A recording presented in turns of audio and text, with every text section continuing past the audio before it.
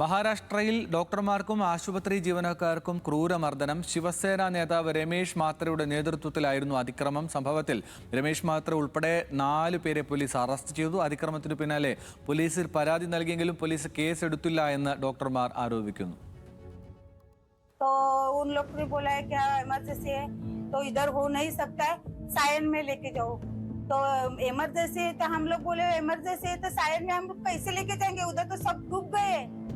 तो कैसे लेके मेरी लड़की की जान जाएगी तो क्या करेंगे? 3-4 घंटा लगेगा, खड्डा खुड्डा है, मेरी लड़की ऐसे गुजर रही है तो भी हम लोग कैसे जाएंगे? आप रिक्वेस्ट करें हम मैडम, इधर ही करना है मुझे। ഇക്കഴിഞ്ഞ 6-ാം തീയതിയായിരുന്നു മഹാരാഷ്ട്ര താനെയിലെ ശാസ്ത്രിനഗർ ആശുപത്രിയിൽ ജീവനക്കാർക്ക് നേരെ ക്രൂരമർദ്ദനം നടന്നത്. ആശുപത്രിയിൽ നവജാത ശിശുക്കൾക്കുള്ള തീവ്രപരിചരണ വിഭാഗത്തിൽ ബെഡുകൾ ഒഴിവില്ലാത്തതിനെ ചൊല്ലിയുള്ള തർക്കമാണ് വലിയ ആക്രമണത്തിൽ കലാശിച്ചത്.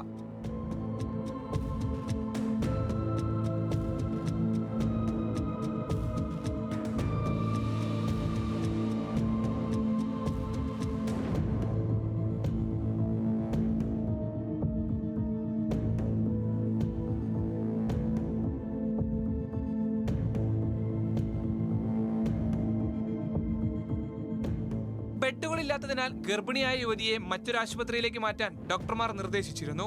ഇതിൽ പ്രകോപിതനായാണ് ശിവസേന നേതാവ് രമേശ് മാത്രയും അനുകൂലികളും ആശുപത്രിയിലേക്ക് ഇരച്ചുകയറി ജീവനക്കാരെ ക്രൂരമായി മർദ്ദിച്ചത്.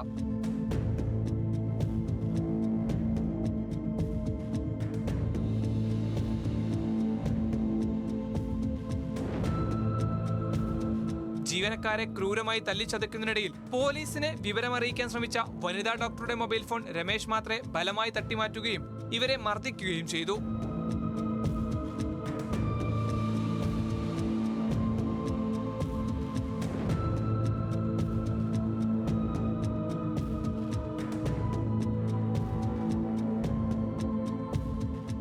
എന്നാൽ ദൃശ്യങ്ങൾ വ്യക്തമായിട്ടും താൻ ഡോക്ടറെ മർദ്ദിച്ചിട്ടില്ലെന്നും ഫോൺ തട്ടിമാറ്റുക മാത്രമാണ് ചെയ്തതെന്നുമായിരുന്നു പ്രതിയായ ശിവസേന നേതാവിന്റെ വാദം. സംഭവത്തിൽ ഖേദം പ്രകടിപ്പിക്കാനും ഇയാൾ തയ്യാറായിരുന്നില്ല. सतत कानाला बोलत होते, आमची रिक्वेस्ट ऐकत नव्हती आणि त्यामुळे मी तुझा फोन ठेव बाजूला, आमची कंप्लेंट आधी घे, काय तर आमची तक्रार घे, ऐकून घे, एवढंच तिला बोललो. आणि मी त्या महिलेला मारलेलं नाही, आम्हाला बाळासाहेबांची शिकवण आहे. ഇതിനിടയിൽ ഒളിവിൽ പോകാൻ ശ്രമിച്ച പ്രതികളെ കണ്ടെത്താൻ പോലീസ് അന്വേഷണം ഊർജിതമാക്കിയിരുന്നു. കേസിലെ 3 പ്രതികളെ പോലീസ് ഇതിനോടകം തന്നെ അറസ്റ്റ് ചെയ്തു.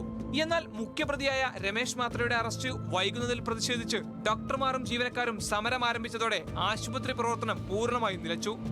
राइट के सेक्शंस लगे गए और धमकियां देने से और मारपीट, ये सेक्शंस लगे गए एएनएस के. और जो स्पेशल एक्ट है महाराष्ट्र वैद्यकीय सेवा अधिनियम 2010 इनके सेक्शन 3 और 4 ये भी ये केस में लगे हुए. തുടർന്ന് മഹാരാഷ്ട്ര ആഭ്യന്തര സഹമന്ത്രി യോഗേഷ് കദം ഇടപെടുകയും ഡോക്ടർമാർക്ക് നേരെയുള്ള അതിക്രമം അംഗീകരിക്കാനാവില്ലെന്നും കർശന നടപടി ഉണ്ടാകുമെന്നും ഉറപ്പു നൽകി. തുടർന്ന് രമേശ് മാത്രയെ ഇയാളുടെ വസതിയിൽ നിന്ന് തന്നെ പോലീസ് കസ്റ്റഡിയിലെടുക്കുകയും അറസ്റ്റ് ഔദ്യോഗികമായി രേഖപ്പെടുത്തുകയും ചെയ്തു. മാത്ര ഉൾപ്പെടെ 6 പേർക്കെതിരെയാണ് പോലീസ് നിലവിൽ കേസ് രജിസ്റ്റർ ചെയ്തിരിക്കുന്നത്. സംഭവത്തിൽ കൂടുതൽ അന്വേഷണം പുരോഗമിക്കുകയാണെന്നും പോലീസ് അറിയിച്ചു. National desk news Malayalam.